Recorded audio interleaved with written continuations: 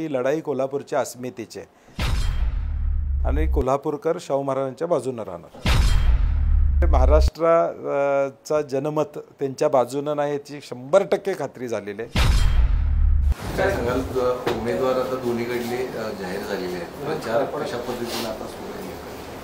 नाही, श्रीमंत छत्रपती शाहू महाराजांची उमेदवारी फार पूर्वीच जाहीर झाली होती आणि तिन्ही पक्षांनी आणि इंडिया आघाडीने शिक्कामोर्तब केल्यामुळे आमचा एक राऊंड प्रचाराचा ऑलरेडी पूर्ण झालेला आहे आणि प्रचंड पॉझिटिव्ह एनर्जी कोल्हापूरकरांच्या मध्ये आहे की कोल्हापुरातल्या मातीतलं व्यक्तिमत्व छत्रपतींचं हे दिल्लीला पाठवायचं, त्यामुळे आम्हाला 100% मताधिक्यानं आमची सीट येईल याची खात्री आहे।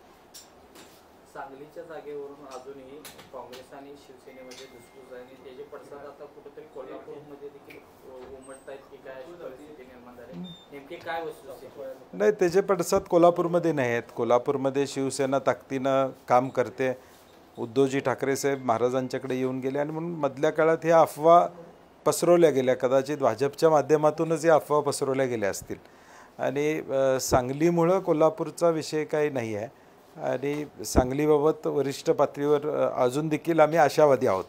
प्रयत्न शेवटपर्यंत करणं अभिप्रेत असणार आहे आणि मग तो प्रयत्न सुरू आहे।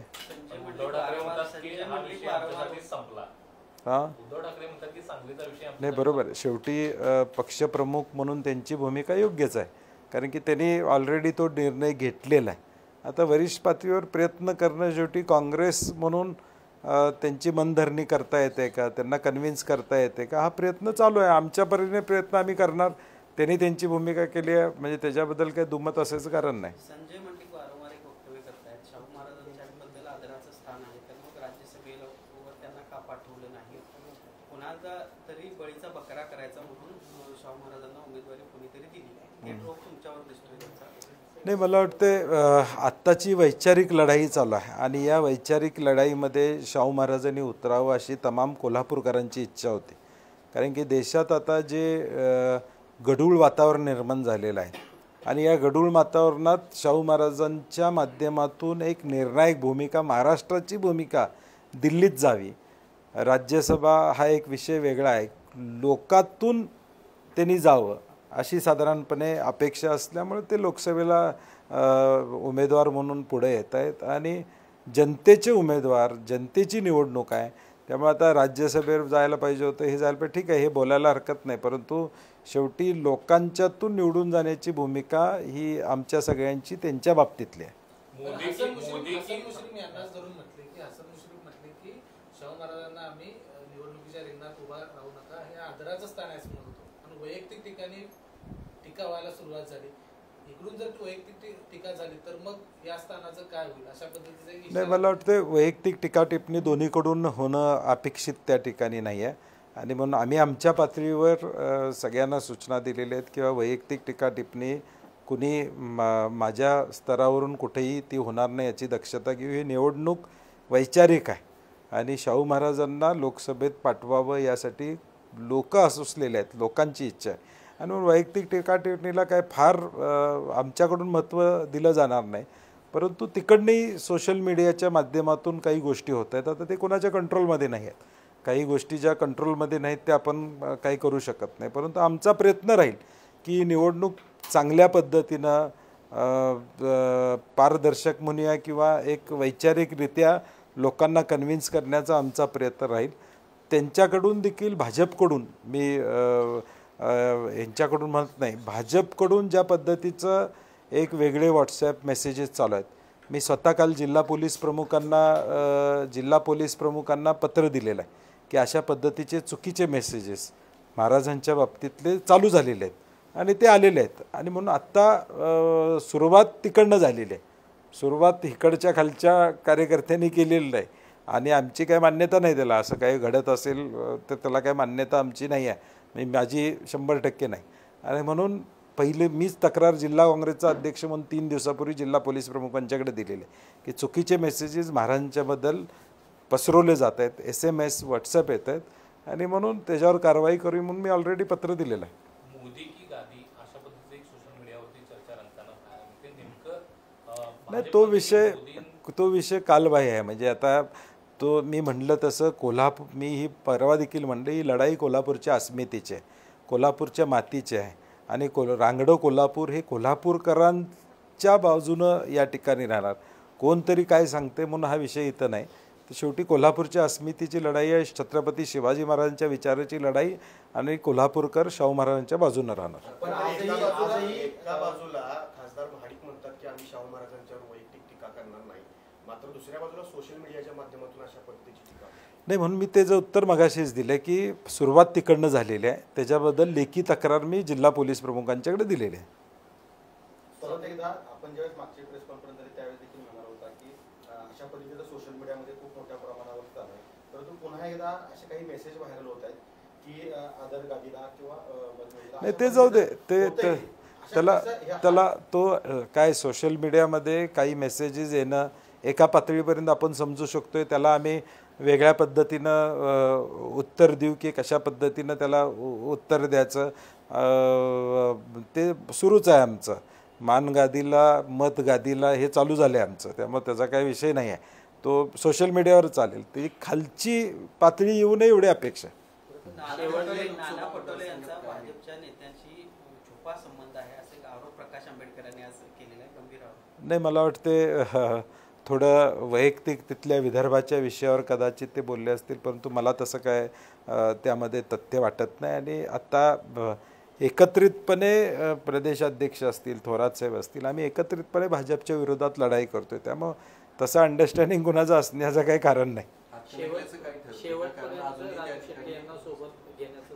नाही, अजून शिवसेनेनं परवा 17 मला वाटतं यादी जाहीर केली लोकांची. ते आता हातकणंगले त्यांनी जाहीर केलेलं नाही, त्यामुळे अजून हातकणंगल्याची चर्चा वरच्या पातळीवर चालू आहे. महाविकास आघाडी म्हणून अनेकांशी चर्चा आम्ही इथल्या स्थानिक लोकांशी प्रामुख्यानं केलेली आहे आणि सगळ्यांची इच्छा साधारणपणे दिसते की राजू शेट्टींच्या बाजूनं आपण राहावं, कारण की आता वंचितनं ऑलरेडी तिथं उमेदवार दिलेला. आता त्यामुळं या सगळ्या चर्चा वरिष्ठ पातळीवर होतील आणि आज किंवा उद्या मॅक्झिमम यातनं निर्णय येईल. नाही, प्रसारमाध्यमातून कळालं, मला पुढं काय त्यांच्या माहिती नाही. सातारा लोकसभेसाठी पृथ्वीराज बाबांचं नाव पुढे गेलं, जयंत पाटील आणि त्यांची बंडखोरीत एक तास चर्चा झाली, या संदर्भातली काय चर्चा झाली मला सांगता येणार नाही. परंतु शेवटी महाविकास आघाडीचे उमेदवार निवडून येणं, साताऱ्यामधलं उमेदवारी जर राष्ट्रवादीला गेली तर राष्ट्रवादीचा उमेदवार निवडून आणण्यामध्ये पृथ्वीराज चव्हाण साहेबांचा सिंहाचा वाटा असणार आहे. उद्या भविष्यकाळात काय होईल 8 दिवसात हे मी आत्ता बोलू शकणार नाही, परंतु शेवटी भेटण्यामध्ये काय अडचण नाही. शेवटी जिल्ह्यातलं आम्ही आता जयंत पाटील साहेब कोल्हापुरात आले की आम्ही दोघं भेटत असतोय, म्हणजे सातत्यानं भेटीया. आता निवडणुका असल्यामुळे एकमेकाला भेटणं हे चालूच राहणार आहे. काँग्रेस उमेदवार रवींद्र धंगेकरांसंदर्भात एक ट्रोलिंग चालू आहे, 8वी पास अशा पद्धतीने भाजप ट्रोलिंग करतात. मला वाटतं नाही, अशिक्षित शिक्षित असा विषय करण्यापेक्षा कर्तृत्व कुणाचं आहे याचा विचार करावा. धनगेकर हा पुणेकरांचा उमेदवार आहे, कर्तृत्व धनगेकरांचं महत्त्वाचं आहे. मग स्वर्गीय वसंतदादा पाटलांनी जी क्रांती या राज्यामध्ये केली, म्हणजे लोकशाहीच्या माध्यमातून या महाराष्ट्राला दिशा देण्याचं काम त्या काळात त्या ठिकाणी केलं. ठीक आहे, शिक्षणाची आवश्यकता असणं हे मी नाही असं म्हणत नाही, परंतु आज उमेदवाराची कार्यक्षमता आणि सामान्य माणसाला तो उमेदवार आपला वाटतो. आता पुढं शिकलेला उमेदवार आपला वाटत नसेल तर मग त्याच्याबद्दल काहीतरी दुसऱ्याबद्दल गैरसमज पसरवण्यात काय अर्थ आहे असं मला वाटत नाही. अशोक चव्हाण वारंवार पुन्हा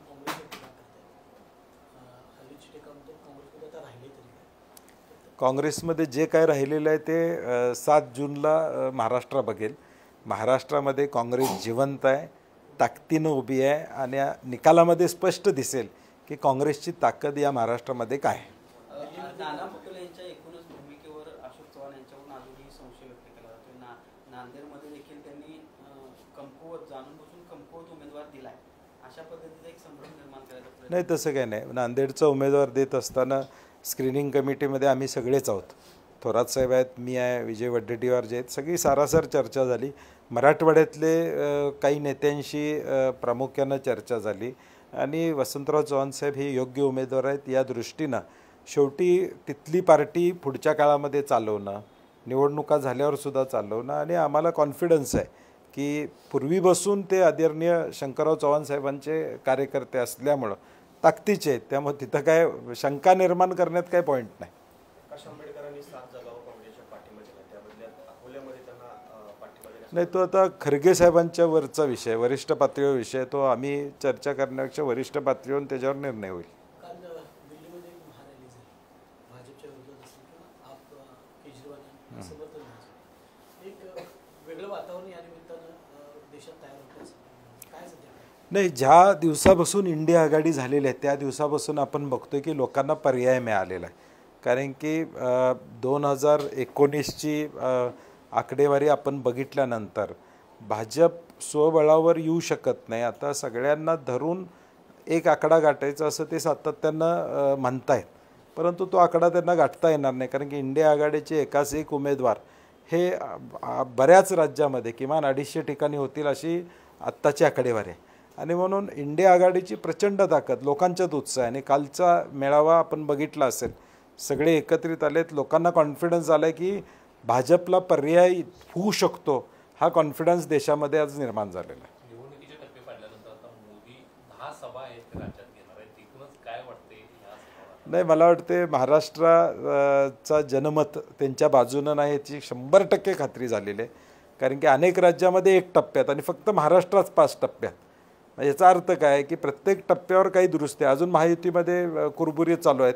कोल्हापूरमध्ये दोन्ही ठिकाणी भाजपची भूमिका आपण बघितलेली आहे. अगदी जाहीरपणे भाजपनं त्यांचं म्हणणं मांडलेलं आहे. आता जे जाहीरपणे मांडलेलं आहे ते मतात उतरावं अशी आमची अपेक्षा आहे.